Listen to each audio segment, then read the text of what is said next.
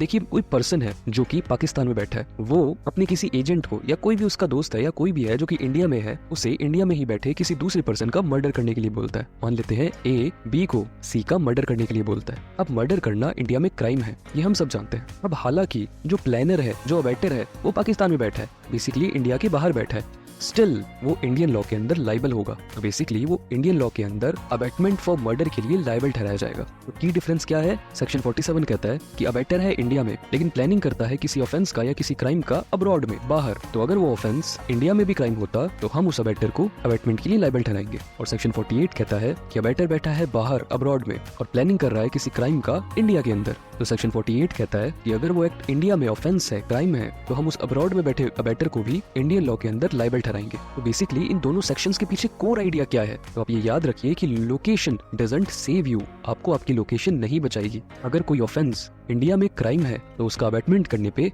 आपको पनिशमेंट मिलेगी। फर्क नहीं पड़ता कि आप कहाँ पे बैठे हैं, इंडिया के अंदर या फिर इंडिया के बाहर।